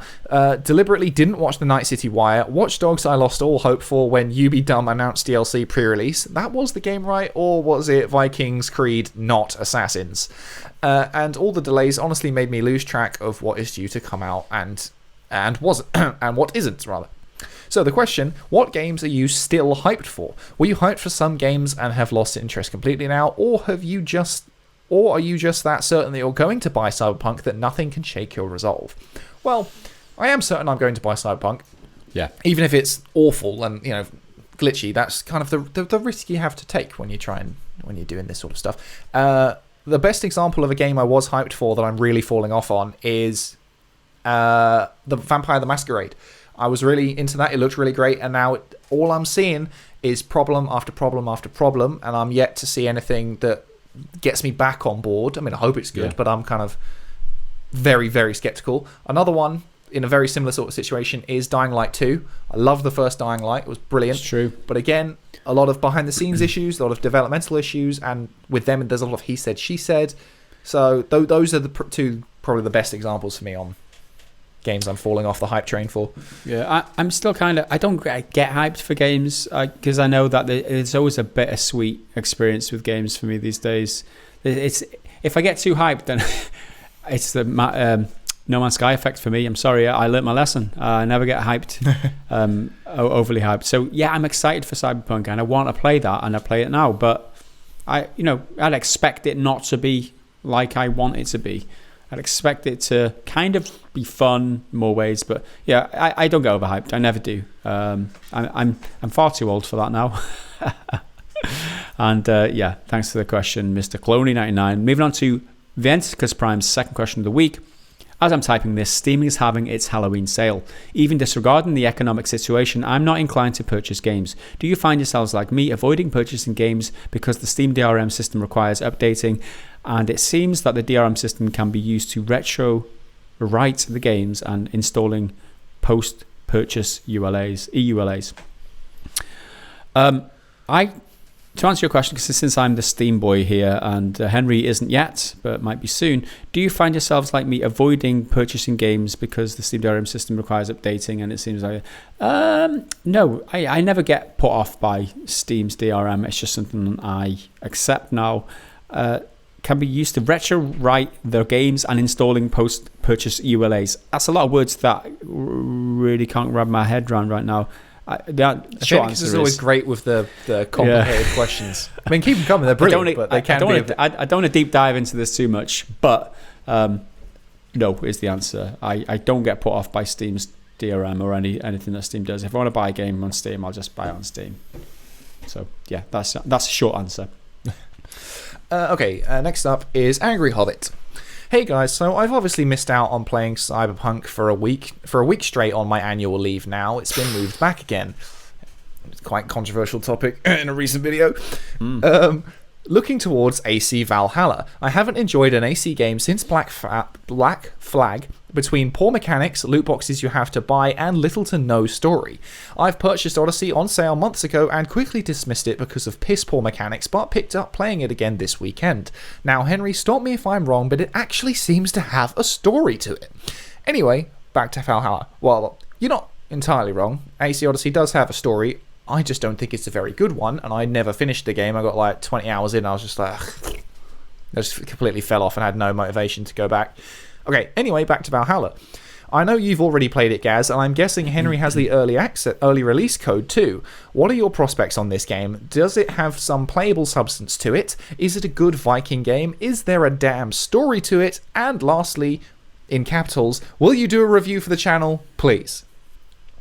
Well, Henry, you're still under embargo. I can neither confirm nor deny. I can neither confirm nor but we can deny say you're under embargo. Anything. Maybe not. It'll be a mystery. At this point, you'll never know. We can confirm without getting into too much trouble that Henry's under embargo, so he can't talk about it. But There will be a video early next week. That much we can say, right? There will be a video, whatever it is. Assuming I finish the game that I may or may not be playing in time for the embargo date, which I'm pretty sure I'm not allowed to tell you, so I'm just not going to. If I finish it in time, you'll have my review then. Yeah. If not, you may or may not have a strong impressions, kind of more casual, less formal video. You may or may not, though. No one knows. It's a mystery. What are your impressions for the game? Okay, I can answer this because I played it and I'm not under embargo. So, I played like 3 hours of it, so for whatever that means to you. What are prospects of this game? I think a lot of people will like it because it's a different take on the Assassin's Creed. It's not really Assassin's-y at all. It's more like a run around, smash your way through, 10th century England kind of thing. Does it have some playable substance to it? Yeah, I think it'll. I think a lot of people will like this game. Is it a good Viking game? From what I've seen, yeah, it's pretty decent. Is there a damn story to it? From what I've seen, yeah. There is a story to it. There's a lot of ubification in it. However, I think that this is a lot better game than Assassin's Creed. Watch Dogs Legion, and it's the game, if any, the one Assassin's Creed game that I'm kind of interested in playing, separate to what I've played of it already. So, I think you would enjoy this. Attentively would recommend you check it out. Definitely check out Henry's impressions / review / whatever else he's going to produce next week. May or may not be coming. Definitely check that out, which may or may not be coming. I think it's definitely a one to look out for. I don't think it's going to knock anybody's socks off. I don't think it's going to be one of those games that you're going to be talking about beyond playing it. I think it's one of those you're going to play, have a good time with, and just leave it. But there you go. You might have a lot of fun with it. Thanks for the question, Angry Hobbit, and hopefully my short impressions there will tide you over until Henry can produce his, or until he may or may not produce his his impressions. Is it me to read now? Angry Hobbit has another question. Another brutal shag, marry, kill. Wow, this has been a while. First up, Buttercup from Bleeding Edge. I like that. First up, Buttercup. Let's have a look at these images. She's right? something. She's Buttercup something. From Bleeding. Is that the one with the things around her? Oh no, Buttercup. That was the. Oh right, she's the heavy set lady with her boobs out and a midriff showing, right, and the pink hair in a couple of rollers, and she's a tank. She's an absolute tank of a beast of a woman. She's got like a unicycle thing. Oh right, she's sitting on a big wheel. Right, I missed that bit. Wow, I think she's attached to it. I don't know if she's got legs. Like she looks like she's a lot of woman. That girl. She's a lot of woman. A lot of people do like a lot of woman. So I mean, there you go. She's got her appeal. Next up, we have Quelaag from Dark Souls. Now, Quelaag from Dark Souls is the spidery woman one. Is that the one I'm looking at now? She's the topless spidery woman thing. Yeah. So it's kind of like a mermaid in the way the top half is a nice, beautiful woman, but then bottom half is this horrendous spider monster. Yeah. Okay. That's Quelaag. And last up, we have a nurse from Silent Hill. So we're talking scantily clad, I might say, in a very low cut nurse's outfit, but covered in blood. She's got blood or whatever that is, like veins popping out all the way down every skin you can see. Her face is obscured by some sort of bandaging, and she's got a nice, quaint little nurse hat on top. So, I mean, she's in terms of scary game characters, she's not the best looking thing. But she's got some shape to her. She hasn't got 8 legs, let's put it that way. Henry, what's your answer? Oh god, who would you shag? Who would you marry? Who would you kill? Well, I think there's kind of pros and cons for each of them in their own ways. There always is. So, but we need your reasons. We need your rationale, Henry. That's the important part. It doesn't matter who. I'll go. It matters why. I don't know anything about the lore or anything of these characters. I'm only going off what I'm looking at. I think I will marry Buttercup because she's a big girl, which means she knows how to cook, probably. Exactly. She likes her food. I like food. We can bond over that. And she's someone who can keep me warm at night. There's a lot to cuddle. Yeah, I mean, in terms of like prepping the food, she's got those two big like chainsaw disc things on her hands. She can get through chopping them carrots. You know what I mean? That's probably why she's such a big girl. She can just chop up her food real quick, so she can eat even faster. It's great. Right, I'll marry Buttercup. Buttercup. Would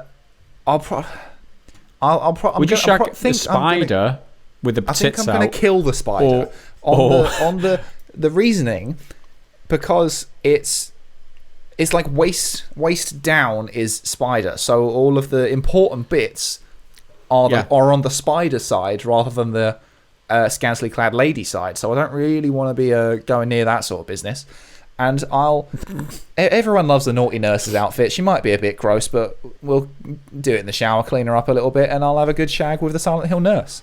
Well, you're thinking of the spider, right? This is the question you've got to ask yourself. All right, you can't... Where's the vagina? You can't traditionally shag this spider character. However, she does have a mouth and a pair of boobs. So, I mean, in the traditional sense, a good shag is kind of out the question. But... you know, good bit of something else. If you can ignore the fact that there's like horrible spidery legs and a big spider's mouth down there, you can maybe get something done. I don't know. I feel like it might be a struggle to perform given the horrific creature that is nearby. Yeah, you don't always have to be quite high up in order to access any of those additional facilities. I'm just throwing that option out there, Henry. I'm actually with you. I'm in agreement here. I think with all the, I don't think I can marry any of those horrible creatures. I think Buttercup, she's not my ideal looking girl, but she at least is wholly girl. She's a full girl. She looks tough. It looks like she could probably drink pretty well too. There's a lot of her to love, that's for sure. So I'm with you. Let's agree. We're all gonna marry Buttercup. We're gonna shag that horrible creature. Maybe we can bend her over. I don't know. And then the spider can just do one. And that's the answer. That is our answers. There you go. Job is a good one. Job done. Okay, next up, I think the second to last question. So we're getting there. We're getting there.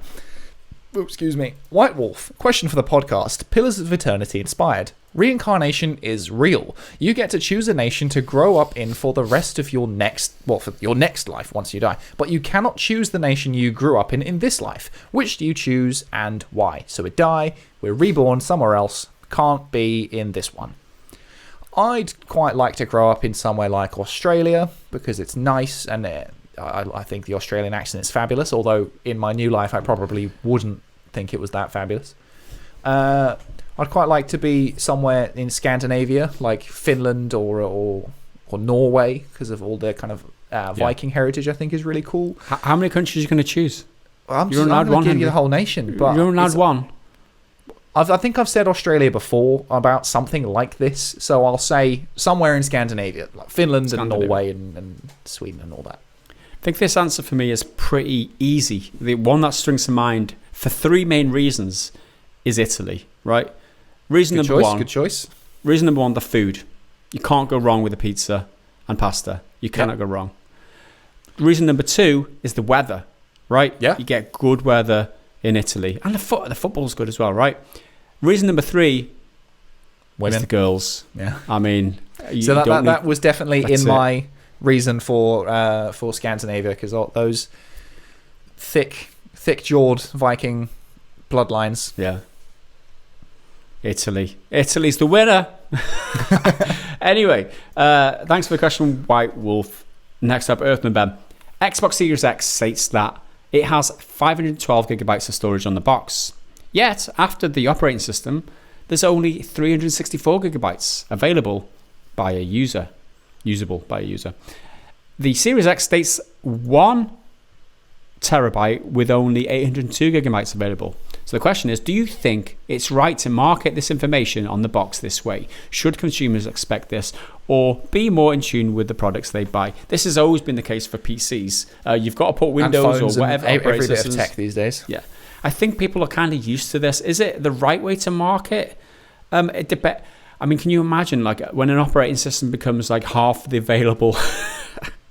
it would be ridiculous. And it almost is the case. I mean, 512 gigabytes and 150 of that gigabytes, I know it's not half, but it's like 30% of that storage is taken up by the operating system. That's a bit of a chunk off. But as long as people understand, there should be an asterisk saying, by the way, this doesn't include the... it'll be smaller given the operating system. So long as that's clear, although it might be small print and it might deceive a few people, it'll only deceive you once, because once you know that this is how they do it, then you know. So long as it's clearly written, I think they can get away with it, although I probably don't think it's right. Yeah, I think all consumers should be more in tune with products they buy. You should try to be in tune with everything. Obviously, it doesn't always happen.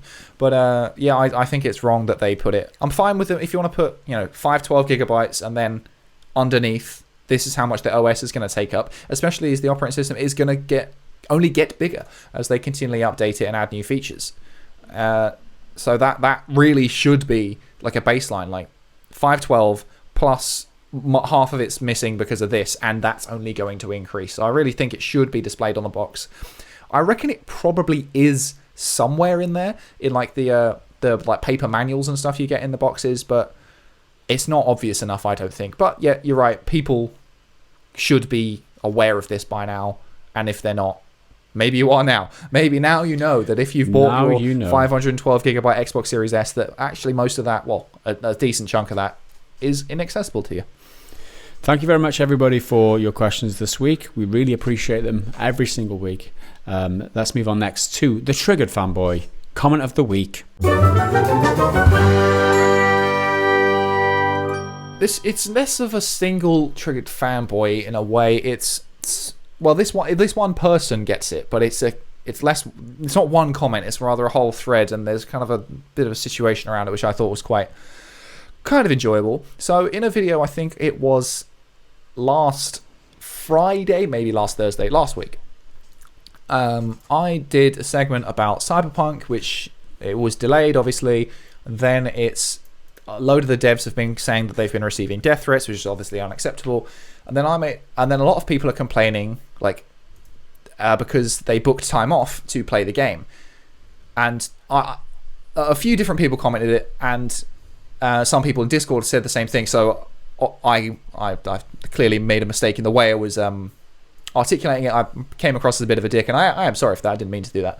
But my point is that if you're booking time off for a video game, that's quite a privileged and luxury position to be in, because not everyone could do that. Anytime I take time off, that's time I have to consider, because if I'm not working, I'm not getting paid. I don't get, because the way this relationship works with me and Gaz is I'm freelance. So any time off is time I'm not creating something, so I have to consider that it's time unpaid, basically. I can't just take a week off to play a game and just be fine. I took a time off recently, but that was because it was a proper holiday and time away, and it was with my girlfriend. It was a big thing. It's not just, a singular experience of playing a video game. That's all I meant.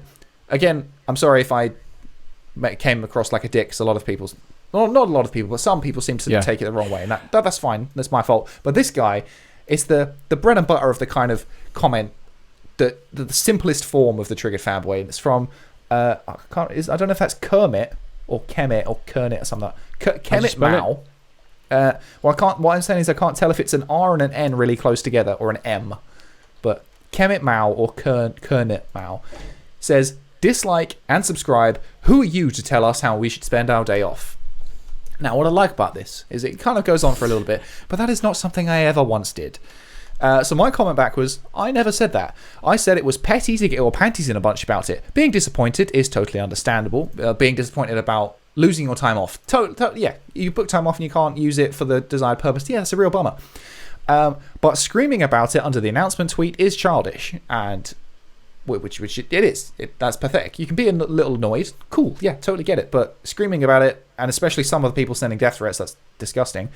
I wish I had the luxury of taking time off for a game, but you do you, my friend. Very, very pleasant. One of my favourite things about this string of comments is Elwaves, who is a true PGG defender.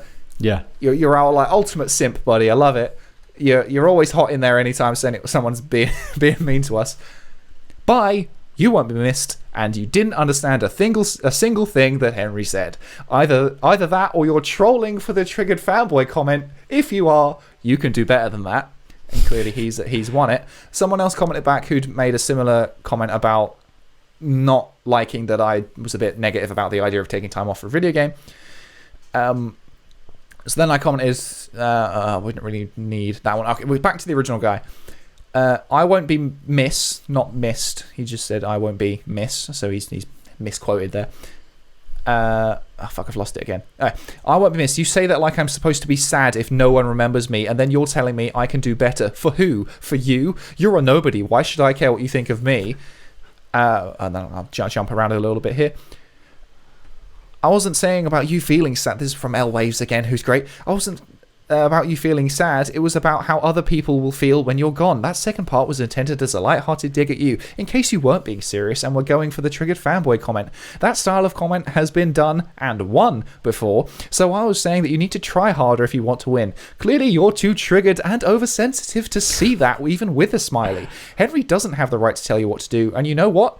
In capitals, he didn't. He stated his opinion, which is not the same thing. Given that you misquote missed and can't use the correct can't grasp what I said and completely misunderstood what Henry said twice, then yes, you are sad and pathetic. See, this is why it's a great one for Triggered Fanboy, because we've got, in a way, a Triggered Fanboy of us fighting our cause with L Waves. We don't have to react, because L Waves has actually nailed him. He's nailed him.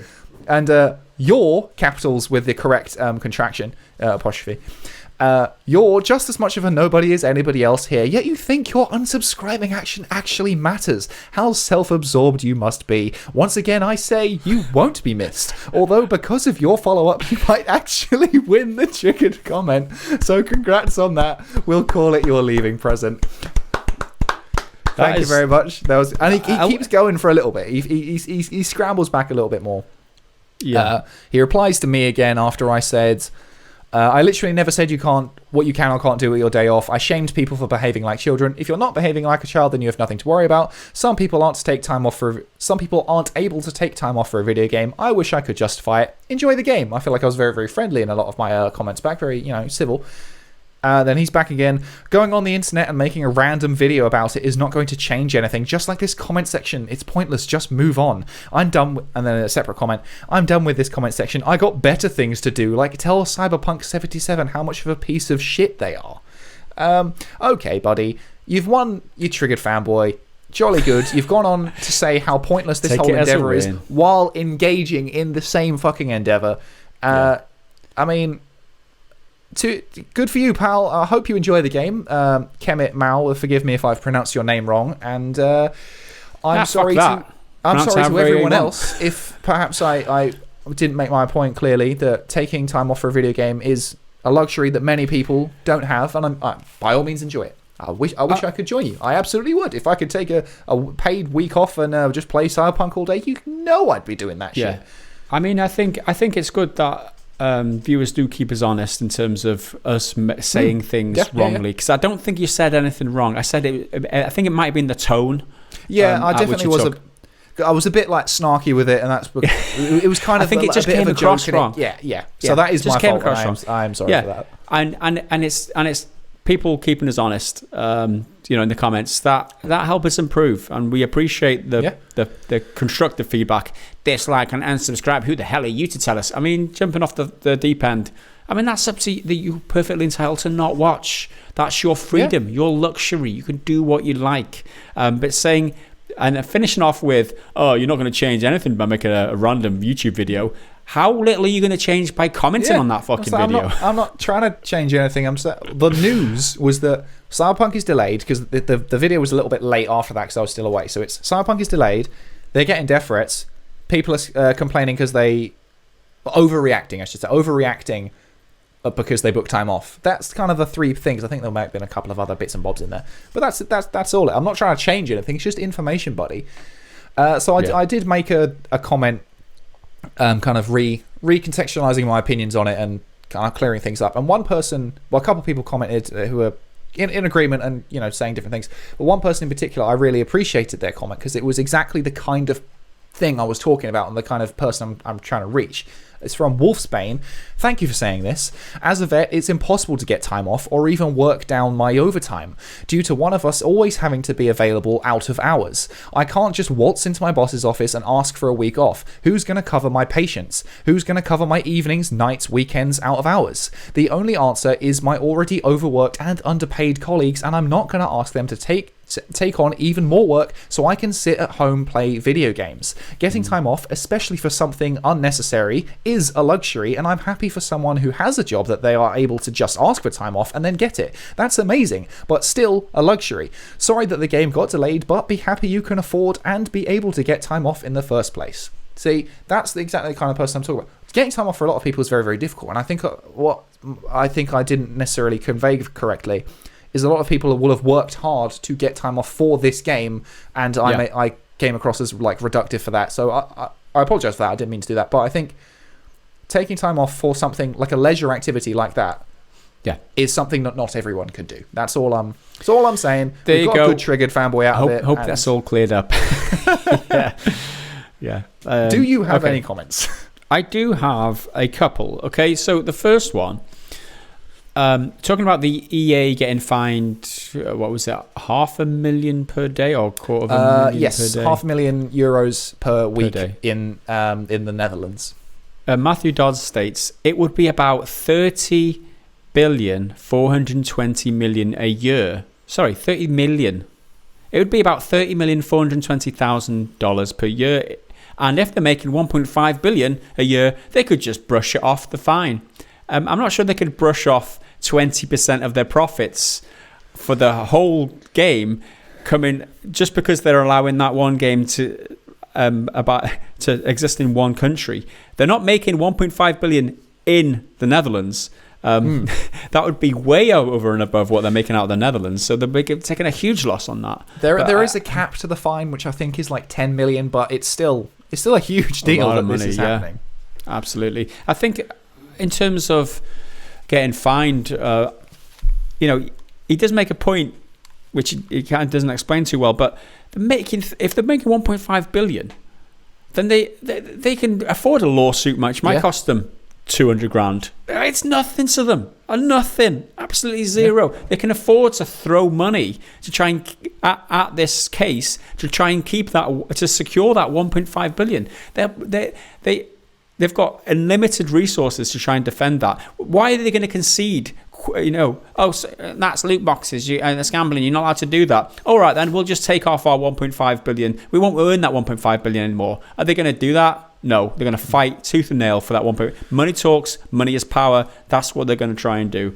I'm not sure they're willing to pay 30 million in fines just to keep the game in the Netherlands. But the principle is the same. Like, they've got unlimited resources pretty much. And one of my favourite things about that story is just how EA respond again. It's like, it's fair. It's a choice. You made a good... No, it's not. You made a good job dismantling all their arguments in that video. Just pulled it all apart. Like, it's value, not value. It's not. It's fair. It's not fair. Every single point they made, you were like, nah, this is the get out. Absolutely not. Fuck off. So on the same video, I put like atop my pinned comment.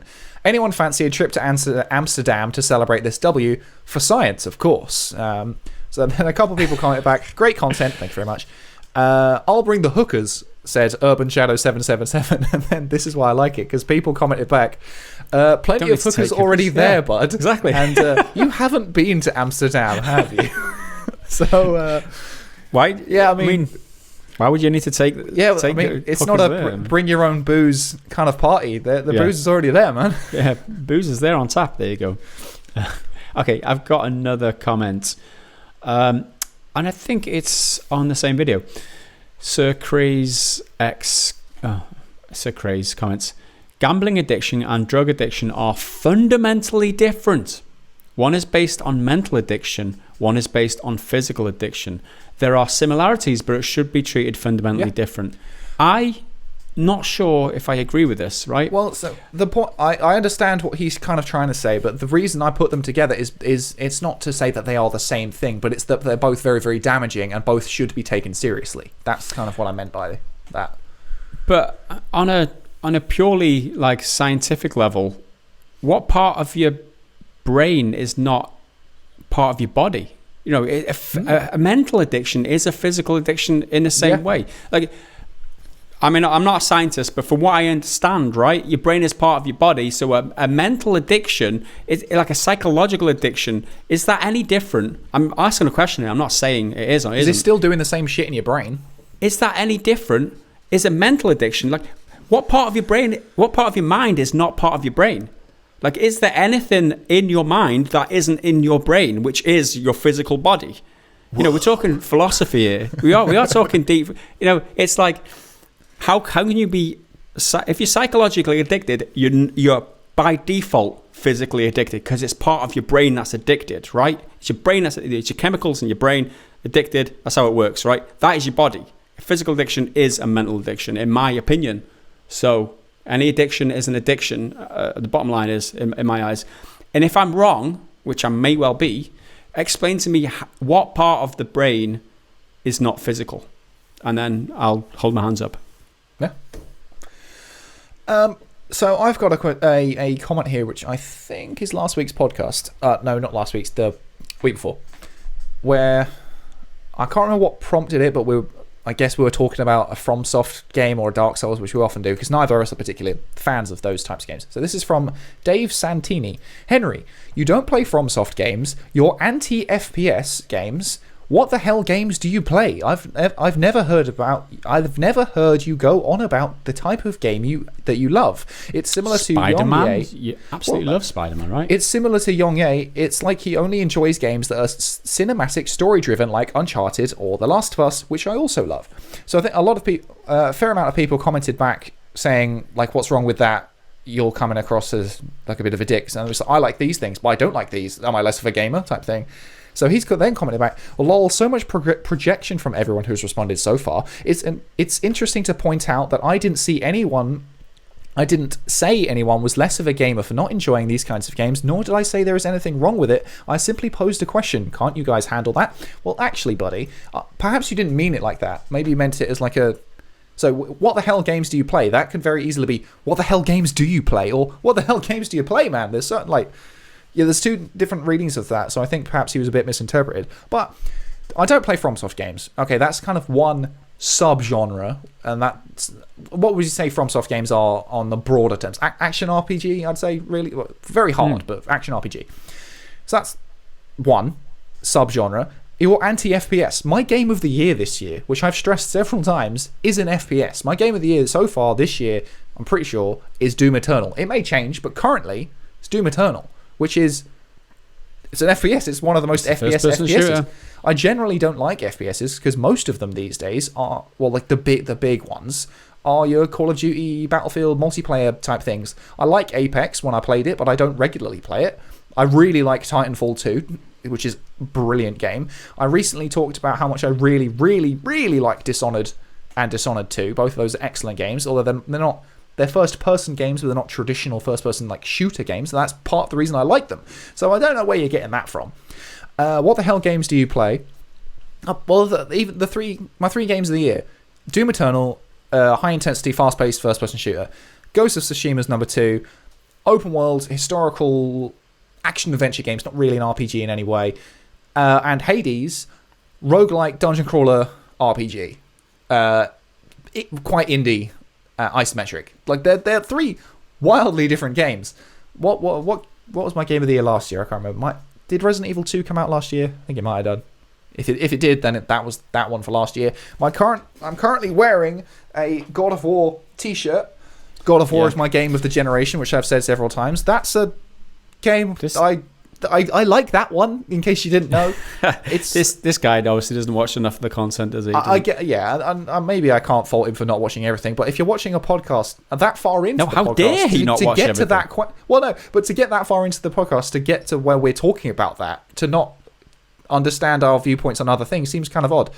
And yeah, Yongye likes cinematic story-driven games like Uncharted and The Last of Us. Yeah, I like those games, but there's nothing wrong with that. I mean, maybe you didn't explicitly say there was, but perhaps you implied it, and maybe reconsider if you're throwing out, what the hell games do you play? Yeah. Versus, what the hell games do you play, man? You know? There you go. So, my I think that's my last comment now from not last podcast, so it's podcast 80. I called it. They all jumped on you. Rhys Cater says, "Fuck you taking a break, you bastard." I'm an asshole. Sorry, bud. I will be your villain. I will bear that cross. So I think I've got just one more. I think. Just one more. This is from Ollie T. On a video. I think it was this week about. No, it might have been last week. Yeah, it must have been last week. Anthem, they've just put out a blog post saying, "Oh, we're going to change this progression. It's going to be this and this," and it sounds it steps in the right direction, but there's still, it's still just words. There's no proof of it yet. So he said, "Anthem as a game sounded great, but in reality, I'll let you know after the loading screen finishes," which I thought was great because fucking hell, the load screens on that game, it's truth. All right, that's all I got. There are our comments done for this week. Let's move on to the next segment, which is the bad dad joke comments. Sorry, the bad dad joke of the week. It's not even a comment. Fucked that up again. All right, Henry, moving swiftly on. The first one this week is when ordering food at a restaurant, I asked the waiter how they prepare their chicken. "Nothing special," he explained. "We just tell them they're gonna die." Well, I mean, that's probably a terrible idea because don't they say when an animal dies happier, it tastes better in the long run? Because like when they're scared, I don't know how scientific any of this is, but it's just something I've heard people say. Massage a cow and it's tenderer meat apparently. I mean, if you Wagyu beef, isn't it? Jump out on a deer and shoot it, there's like these toxins that are released into the meat and then it sours it. Whereas if you take it out without it knowing, it's totally okay. I don't know. I don't know nothing. I've never been hunting or anything. It's just something people tend to say. There you go. Right. So the next bad dad, we're going to do 3 as always. I'm trying to find the ones with the most laughy, cry emojis. Right. So we've got one with 5 here. So if you guys on the Discord have been liking the bad jokes, that's what I'm going to read out. It's tough. "I stabbed a vampire, beat some zombies to death, and killed the devil himself. My wife rushed into the room and shouted, 'You're supposed to give them candies!' Because it was Halloween." Don't know about that. That had 5 laughy cry. I mean, I'm not the filter here. It's you guys on the Discord. I don't know. I feel like because it's not like a pun. There's no kind of cleverness. It's just he's just beating the shit out of me. Oh yeah, it's Halloween. All right, yeah, cool. But okay, I've got one last one here. I'm trying to look for the most smiley emojis one. Okay, "I asked my phone, 'Siri, why am I so bad with women?' She said, 'I'm Alexa, you moron.'" So that's quite funny. There you go. I mean, we got kind of one last one. "Two antennas got married. The ceremony was okay, but the reception was excellent." Classic. Yep, nice. We got there in the end, guys. We got there in the end. God almighty. I mean, yeah, it's worth the price of admission. There's so many of them now, though. It's like the Steam the Steam marketplace now, where there's just so many like low caliber ones. You got to filter through them all, filter through the chaff. Anyway, that's our bad dad jokes section of the week, and that leaves one last section, which is the ending section, which is me just saying thanks for watching, everybody. And if you do want to support us, bring this content, patreon.com/prettygoodgaming, early access to the podcast, access to the Discord, and you get to ask us questions for the podcast too. And you get to put smiles on our faces, and you get your comment read out, and you get acknowledged in the podcast every week. That's totally worth it. So, and you have our eternal gratitude as well, because, like I said, without you guys, we wouldn't be able to carry on. So that is it for podcast number 81. Thanks for listening. Thanks for tuning in. Thanks, Henry, for participating. And on behalf of Henry and myself, we will see you again I'm totally using that face for the thumbnail. We'll see you again in the next episode. Until then, I'm using that one, even better. I'm going to do 2 faces of you. See you again next time. Until then, bye for now.